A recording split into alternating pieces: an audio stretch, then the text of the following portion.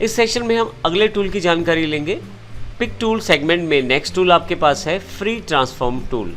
यदि मैं इसे क्लिक करूं तो ये सिलेक्टेड हो जाएगा और यदि आप माउस थोड़ी देर के लिए रखें तो आपके पास एक टूल टिप अवेलेबल हो जाएगी जिसमें जानकारी दी गई है कि आप फ्री ट्रांसफॉर्म टूल का प्रयोग रोटेट, स्क्यू, मिरर और स्केल करने के लिए प्रयोग कर सकते हैं बाकी ऑब्जेक्ट्स को।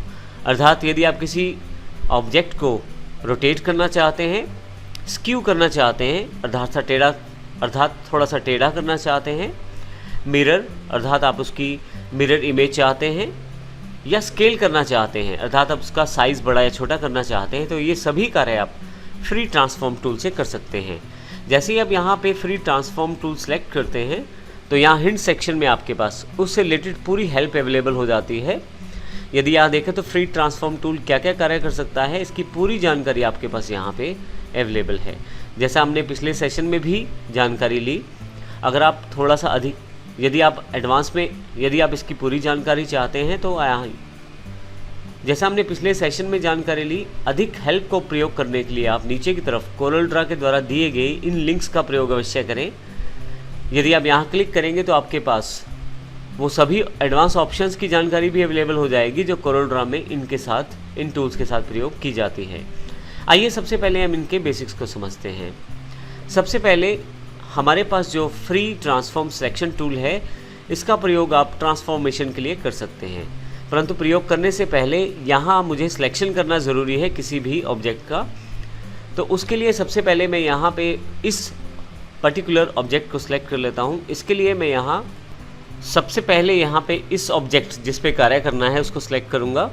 उसके लिए मैं पिक टूल का प्रयोग करूँगा। एक बड़ा सा मार्की के अंतर्गत मैं पूरा का पूरा जो ऑब्जेक्ट है उसको सिलेक्टेड कर लूँगा। थोड़ा सा साइज़ जूम आउट कर लेते हैं ताकि हमें क्लियर रूप से नज़र आ जाए। इसे नीचे ले आता हूँ थोड़ा सा। अब हम चलते हैं फ्री ट्रांसफॉर्म टूल पे। क्लिक करता हूँ इसे मैं। फ्री ट्रांसफॉर्म टूल में आपके पास काफ़ी सारे ऑप्शन जुड़े रहते हैं। जो ये ऑप्शन हैं वो सारे आपके पास यहाँ टूल बार में ऊपर की तरफ अवेलेबल हो जाएंगे, जो कि प्रॉपर्टी बार है हमारा। इसमें आपके पास पर्टिकुलरली टूल जो आप सेलेक्ट करते हैं उसके अनुसार ऑप्शन अपने आप अवेलेबल हो जाते हैं। तो आप देखेंगे सबसे पहला ऑप्शन फ्री रोटेशन है। यहाँ पे आपने जो ऑब्जेक्ट सेलेक्ट किया हुआ है उसको आप किसी भी पर्टिकुलर प्लेस से रोटेट कर सकते हैं। बस मुझे क्लिक करना है और माउस का क्लिक दबा के रखना है। अब आप देखेंगे जहाँ मैंने क्लिक किया था वहाँ पे एक एंकर पॉइंट अवेलेबल हो गया है, जो कि एक तरह से रोटेशनल ओरिजिन है। यहाँ से मैं इस अपने ऑब्जेक्ट को कहीं भी रोटेट कर सकता हूँ। प्रीव्यू आप माउस को थोड़ी देर के लिए कहीं पे स्टे करके देख सकते हैं। इसमें मैं माउस का लेफ़्ट क्लिक दबा के रखता हूँ लगातार, उसे छोड़ता नहीं हूँ जब तक कि मुझे जो रोटेशन है वो फाइनलाइज नहीं करनी। मैं यहाँ अब छोड़ देता हूँ तो आप देखेंगे आपके पास पूरा जो ऑब्जेक्ट है उस पर्टिकुलर रोटेशनल पॉइंट पे रोटेट हो गया है। तो इस प्रकार आप सबसे पहले फ्री ट्रांसफॉर्म का जो प्रयोग बेसिक यूजेज में करते हैं आप रोटेशन के लिए कर सकते हैं। मैं कंट्रोल Z कर देता हूँ यहाँ से ताकि वापस आ जाएं सारे ऑब्जेक्ट। नेक्स्ट आपके पास इसी सेक्शन में फ्री एंगल रिफ्लेक्शन आपके पास अवेलेबल है। यहाँ मैं फ्री एंगल रिफ्लेक्शन को क्लिक कर देता हूँ और फिर से जिस पॉइंट से मुझे एंगल रिफ्लेक्शन क्रिएट करना है उस पॉइंट पे मुझे सेलेक्ट करना है। आप देखेंगे वहाँ पे मेरे पास एंकर पॉइंट आ गया है। अब यदि आप ध्यान से देखें तो एक बिल्कुल रिपीट एक इमेज क्रिएट हुई है यहाँ पे। मैं इसको यहाँ लाकर छोड़ देता हूँ। आप देखेंगे एक तरह से आपके पास यहाँ पे एक इमेज क्रिएट हो गई है जो कि एंगल रिफ्लेक्शन है। अर्थात आप उस पर्टिकुलर ऑब्जेक्ट का रिफ्लेक्शन आपने तैयार कर लिया है और एक तरह से मिरर्ड इमेज आपके पास तैयार हो गई है।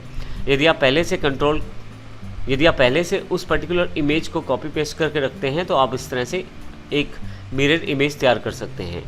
मैं अभी कंट्रोल Z करता हूँ इसको यहाँ से और कंट्रोल C कंट्रोल V कर देता हूँ ताकि मेरे पास एक मिरर इमेज तैयार हो जाए। और उस पर्टिकुलर इमेज को यहाँ से मैं पिक टूल से ड्रैग करते हुए नीचे की तरफ ले आता हूँ। अब आप देखेंगे हमारे पास एक जैसे दो ऑब्जेक्ट हैं। अब इस पर्टिकुलर ऑब्जेक्ट को मैं यहाँ से फ्री ट्रांसफॉर्म टूल के अंतर्गत जाता हूँ और यहाँ से अब आपको फ़र्क दिखाई देगा। मैं यहाँ से इसको मूव करते हुए रोटेट कर रहा हूँ।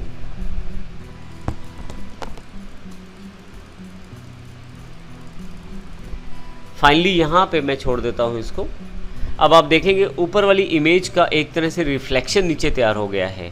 तो इस प्रकार आप फ्री ट्रांसफॉर्म टूल के अंतर्गत free scale, free angle reflection tool का प्रयोग कर सकते हैं।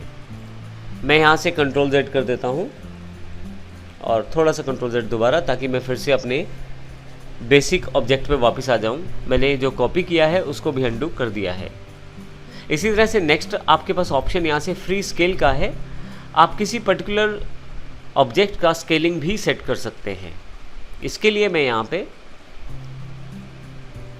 हल्का सा पैन करते हुए नीचे लेके आता हूँ अपने ऑब्जेक्ट को, और सबसे पहले पिक टूल से इस ऑब्जेक्ट को सिलेक्ट कर लेता हूँ। फिर से फ्री ट्रांसफॉर्म टूल को सिलेक्ट करता हूँ और यहाँ से स्केल, यहाँ से फ्री स्केल ऑप्शन चूज़ कर लेता हूँ। अब आप जहाँ क्लिक करेंगे वहाँ से आप अपने ऑब्जेक्ट को स्केल कर सकते हैं। जिस तरफ आप चाहें उस तरफ स्केल कर सकते हैं। और यदि यहाँ देखें तो आपके पास स्केल्ड ऑब्जेक्ट जो है वो तैयार हो रहा है। मैं छोड़ देता हूँ माउस का क्लिक, तो मेरे पास उसी ऑब्जेक्ट को उसने स्केल्ड करके बड़ा दिखा दिया है। जो भी स्केलिंग हुई है वो रिलेटिव है उसके एंकर पॉइंट से, अर्थात जहाँ से आपने पहली बार क्लिक किया था उस पॉइंट से उसको रिलेट करके स्केल प्रदान किया गया है। मैं कंट्रोल Z कर देता हूँ इसे।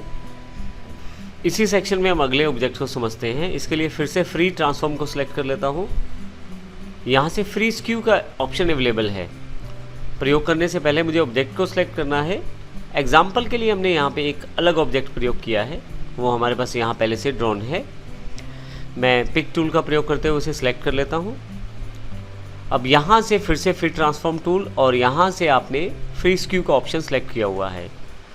जिस पॉइंट से आप स्क्यू करना चाहते हैं वहाँ क्लिक करके रखें और अब आप देखेंगे ये जो ऑब्जेक्ट है ये स्क्यू होना शुरू हो गया है। मैं इसको थोड़ा सा स्क्यू कर लेता हूँ यहाँ से, तो ये देखें आपके पास ये पर्टिकुलर ऑब्जेक्ट जो है वो स्क्यू हो गया है। मैं कंट्रोल Z करके फिर से वापस आ जाता हूँ। इसके साथ बेसिक ऑब्जेक्ट से जुड़े हुए सभी प्रॉपर्टीज़ आपके पास यहाँ दिखाई दे रही हैं, जैसे XY पॉइंट, आप चाहें तो इसको मॉडिफाई कर सकते हैं।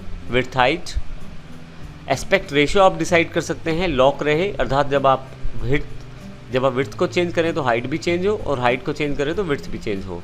अगर आप ऐसा चाहते हैं तो इसे क्लिक करके रखें और अब यहाँ पे चेंज करना शुरू करें। मैं यहाँ पे 160 कर देता हूँ, तो आप देखेंगे विड्थ और हाइट दोनों एक ही रेशो में चेंज हुए हैं। इसी तरह से आप रोटेशन को डिसाइड कर सकते हैं, एंगल ऑफ रोटेशन को, और भी काफ़ी सारी चीज़ें हैं जो कि हमने स्टेप बाय स्टेप आगे आने वाले सेक्शन में देखनी है। तो इस प्रकार हमने देखा किस प्रकार हमने फ्री ट्रांसफॉर्म टूल का प्रयोग किया है इस सेक्शन के अंतर्गत।